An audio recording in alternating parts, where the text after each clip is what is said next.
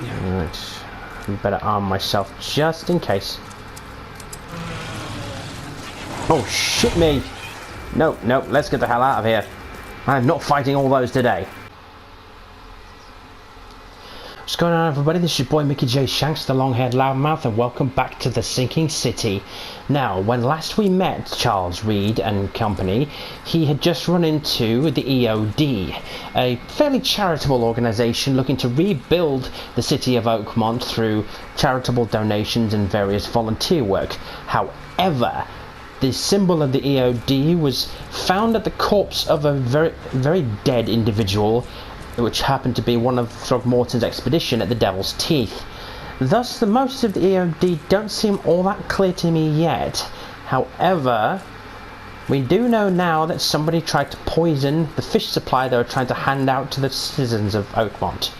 So now I'm going to have to take Detective Reed and head all the way back up to Oakmont University to see if there are any other suspects who might have wanted to poison the fish supply in Oakmont. The end game obviously is to find out what's causing the hallucinations. I'm wondering if it's the poison that has been dropped off with the fishes, and whether the key seal that Harriet Doe found has got anything to do with it at all. The two are probably interconnected somehow, but we'll have to see how they fit in together a little bit later on. So the next thing to try and find is Oakmont University. So, the poisoner and the university. To get to it, the next place I'll have to try and travel is the Shells West and go from there. Seems a reasonable way to go. In fact, I'm running a bit low on bullets. Let's see if I can craft any more. Yes is the simple answer. I have those, but not much else. Okay, so from here I'm going completely the wrong way. So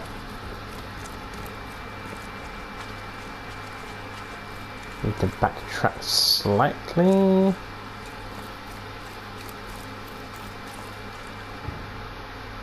Yes, I'm going the right way. So I need to head to the western part of the Shells in order to head north and get to the university.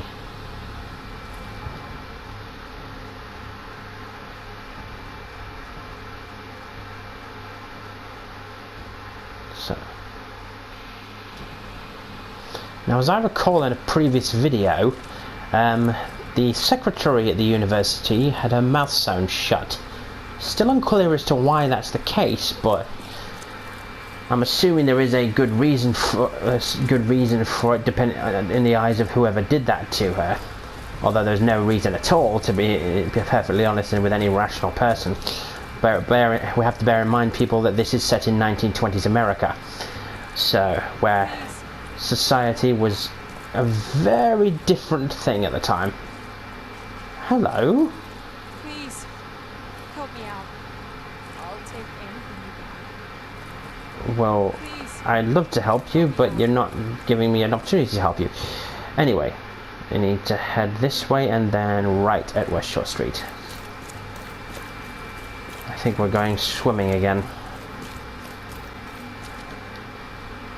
Right. Better arm myself just in case. Oh, shit me! No, no, let's get the hell out of here. I'm not fighting all those today.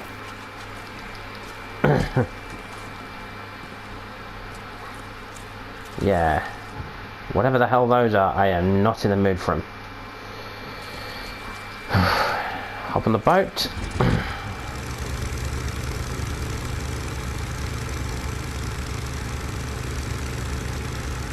And head north to the university. We can't get distracted by trying to fight big monsters, especially when we don't have the firepower or indeed the health capacity.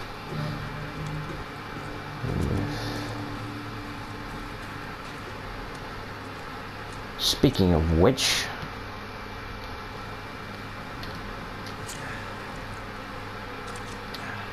Never go into a fight on less than full health. It kind of defeats the point. So... yeah, there's a lot of infested stuff here. Keep your nerve, Charlie, and you'll be fine. So, up to the steps of the prestigious Oakmont University. Hopefully we might find some more clues in this huge and vastly big centre of learning. Closed for maintenance. Oh, this is dreamy. Okay, let's talk to this chap to see if we can find out why. Welcome to the University of Oakmont. How can I help you? Looking for Professor Westerbrook. You know where I can find him? You're the one bringing him the specimen? Specimen? Oh, never mind. He's in the Department of Medicine. Let me show you. You recognize this bottle? You know where it comes from? Sorry. We have hundreds of bottles like this in the university. Fine. I need to know what's in it. Any suggestions? You need an analysis. Well, I'm sure someone from the Department of Medicine can help there. You have a good day. Goodbye, sir. You look incredibly bored. Or rather, incredibly nervous. Closed for maintenance. Oh, well, this is going to make things awkward. I need to head to the Department of Medicine.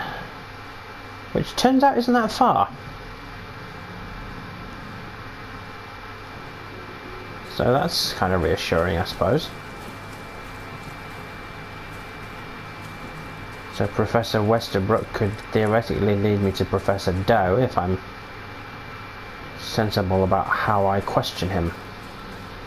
And plus he has a few other threads I need to pull out, including why somebody in his employ would want to poison the Oakmont fish supply. Oh well. Let's hope he's still alive. Ah, yes he is, I think. Hello, sir. Welcome to Oakmont University Department of Medicine. I'm Sam. Charles Reed, private investigator. I have a few questions if you don't mind. You recognize this bottle? Maybe you could tell me what's inside. That's one of our lab bottles. We have a lot of them. As for what's inside, I'd need to run some tests. Could you do that for me? These tests aren't cheap. And the other day I could get right to it, but we're somewhat hindered right now. What's up? Our lab is crawling with, well, creatures. Professor Westerbrook's research is a little unconventional, and something went wrong. Really wrong. So, if I do a little pest control for you, you'll run those tests for me. For free? Our budget is tight. You'd be helping the cause of science, Mr. Reed. Isn't that enough? Oh, I guess science could help itself. All right. Yes. You solve our problem, and I'll run the test for you. Off the books. Here's the key for the basement. Great. So, Professor Westerbrook's research went tits up. Why am I not surprised? Suppose I can look around while I'm here, see if there's anything worth taking. Pistol rounds. I'm going to need a lot of these if we're going to go delving for something very dangerous. Let's see. Ooh. More pistol rounds, more cartridges. Always useful. Okie dokie. I suppose we'd better get... EOD is banned. To all staff and students of the University of Oakmont. Henceforth, any mention of the Everyone's Obvious Duty organization, also known as EOD, its symbolics, current and not past members, as well as espousing their beliefs is forbidden on university grounds on pain of dismissal and or expulsion. The administration has received numerous reports of EOD activity and outreach disguised as so-called charity work throughout our university and all over Oakmont. This dangerous activity has reached epidemic proportions and cannot be tolerated. Administration of the Board of Trustees. I had my suspicions that the EOD were different to most things.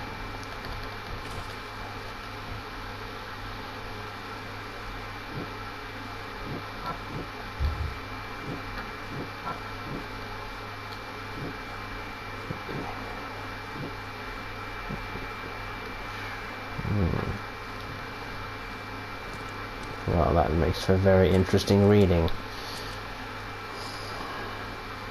It would appear obvious that the EOD are one of those groups that appear nice but on the face of it, but underneath is a very, very ugly facade. So, let's load up both guns and take our time getting down to Professor Westbrook's laboratory.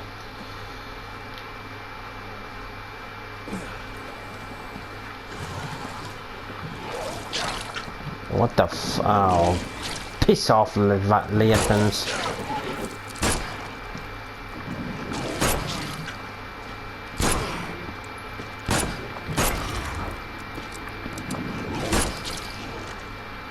The lab is clear.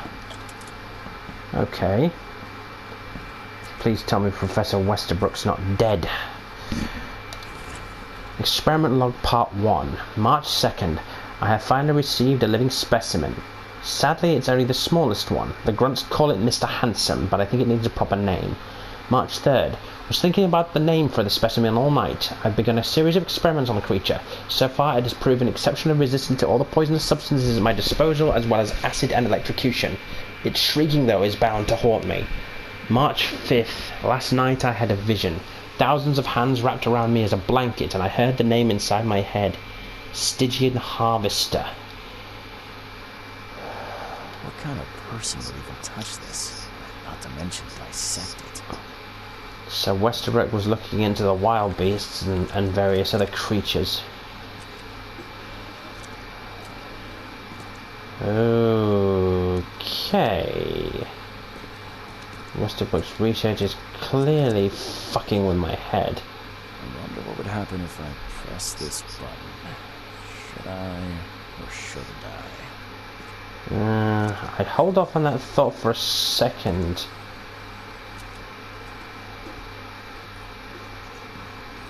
Whoa. That thing had better be fucking dead. I have no mood to tangle with one of those again. Not after the last time. Experimental log part 2, March 10th. With the pesky limitations removed, I can finally continue my experiments unhindered. I need to know more. The specimen remained alive even with half of its internal organs removed. It's fascinating. I'm on the verge of a breakthrough in biology as we know it. May 15th. I've developed a way to reanimate their tissue, even in one that's been dead for weeks. This is monumental. The possibilities of it, the implications. Does this hint at something hidden, some trait present inside other creatures, and perhaps even ourselves? I will need to find volunteers. Oh dear, Professor Westerbrook, you are definitely getting too far into your own madness. I'm glad this thing is dead. Why do they even keep it here?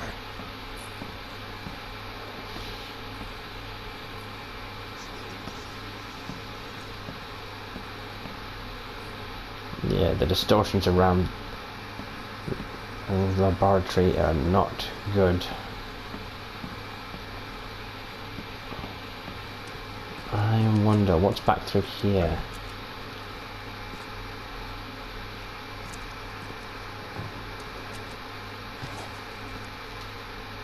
Brains in jars?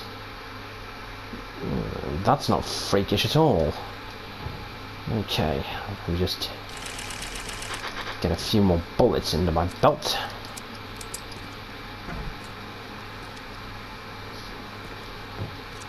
So very tempting. Yes, it is. But not what I need right now. So.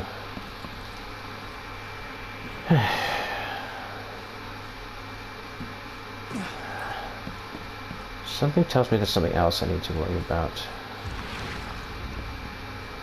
Let's have a look.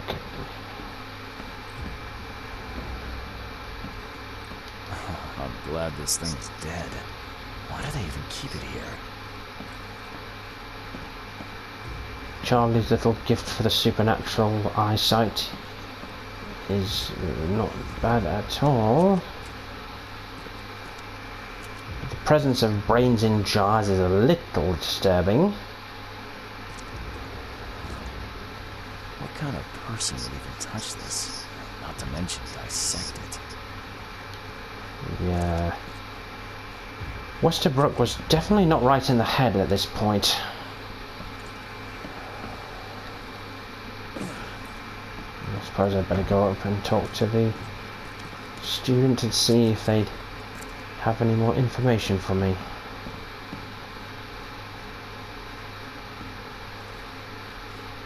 Your lab is certified creature-free. Excellent, Mr. Reed. You've done us a great favor. Now we can get things up and running again. Okay. I've done my part. Here's the bottle.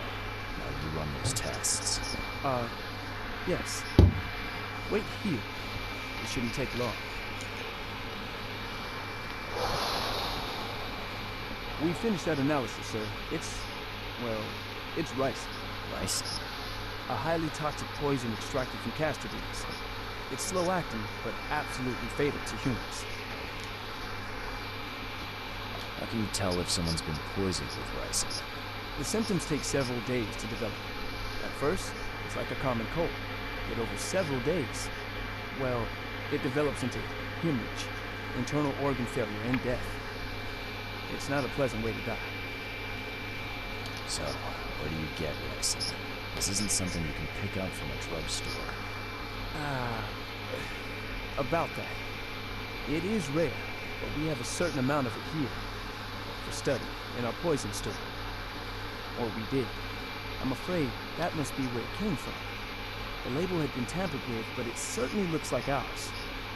Where did you find it? Crime scene. Someone was trying to poison a bunch of fish with it. This is horrible. I need to warn everyone in the university about this. Who's got access to where the poison's stored? Only Professor Westerbrook has the key. His office is upstairs, right alongside Professor Cavendish's. Professor Westerbrook's not here, though. He's been sick for the last few days. Professor Cavendish is away as well, on vacation. Where do they live? I'm not sure, but probably somewhere in Advent. Most of the teaching staff live there. Wait, you don't think it was one of them? I'm working on that. Can you let me upstairs? Well... All right. This is serious.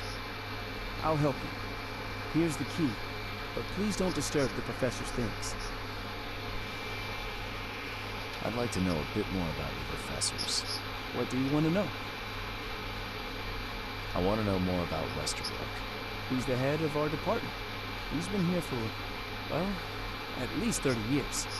He's one of the longest-serving staff we have. As you've already seen, he's particularly interested in the wild beasts that recently appeared in the city. Yeah, that's quite the unique fauna you have there. I've no idea how he did it, but Mr. Throgmorton's men brought him live specimens for his research. He thinks he's on the verge of a breakthrough in evolutionary theory, a secret that once revealed will benefit all humankind. Some secret should stay buried, 6 feet under. You're not a man of science, are you? It's not about why, it's about what if. What can you tell me about Professor Cavendish? He's one of the most brilliant teachers we have here. A PhD at only 25. Just imagine, his biochemistry studies are second to none, worthy of a Nobel Prize. If he could complete his work. What's his problem? I don't know. There's some kind of family trouble. It's made him standoffish and irritable, and easily distracted. I hope he gets through whatever he's going through. We need his talent, especially in these dark times. I'll see you later. So, Cavendish was the only other person who'd have access to the lab besides Westerbrook.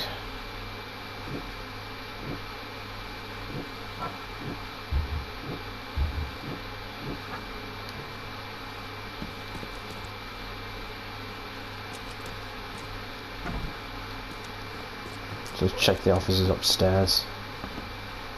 See if there's anything relating to the ricin or the EOD. If I connect the dots, we might be able to be in business. First things first. Always equip as many bullets as you can, it's useful. Professor Edwin Westerbrook. Let's see what you've got to hide, mate. This is absurd. It's been 5 months and they still haven't finished repairing my office. I'm done sitting in the corridor like some kind of waiter. I won't step foot into the building again until the works are finished, or you give me Cavendish's office. You tell the board I'm through with this farce. Westerbrook.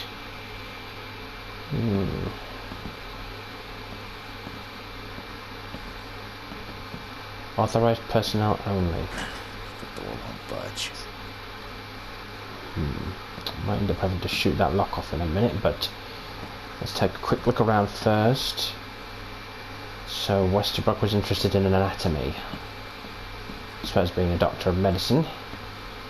Professor George Cavendish. And Cavendish's office was smashed into by the look of it.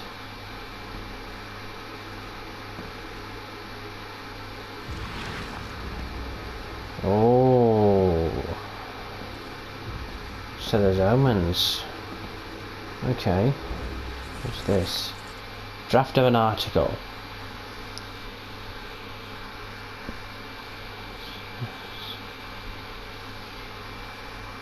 So, Cavendish was presumably either a racist or heavily against the EOD. Both are not exactly admirable traits. So let's head back here.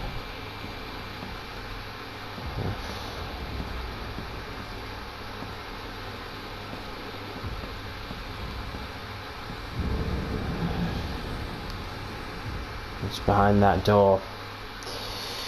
Oh well. The door won't budge.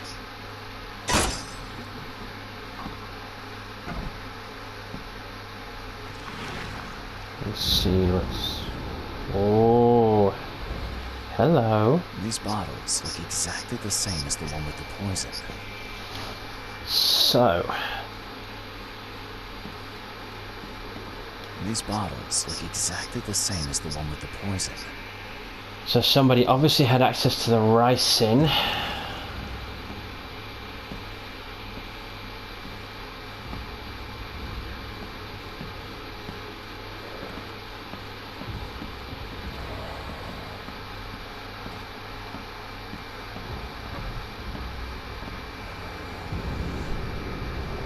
Cavendish.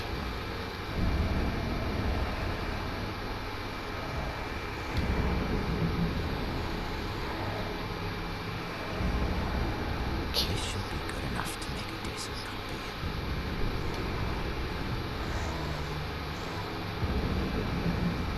Cavendish.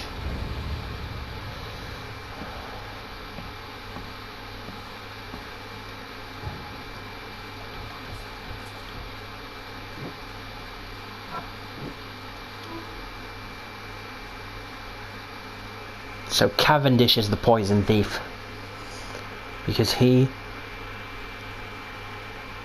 copied the key to the poison storage because he knew Westerbrook was the only guy to have access to it.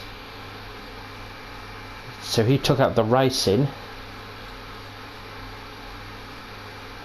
and poisoned the fish. And considering he's anti-EOD, that would make all the sense in the world. Right. I need to find Cavendish and pretty damn quick.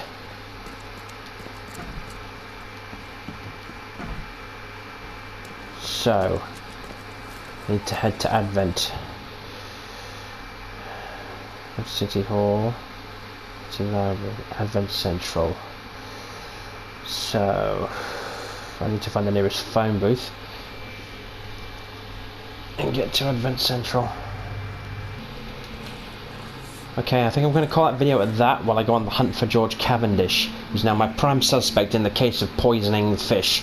I hope you guys have enjoyed this little video. It's been a short one today, but hopefully we can pick up the trail in the next video, and I'll hopefully get my hands on George Cavendish and find out why he poisoned all the EOD's fish.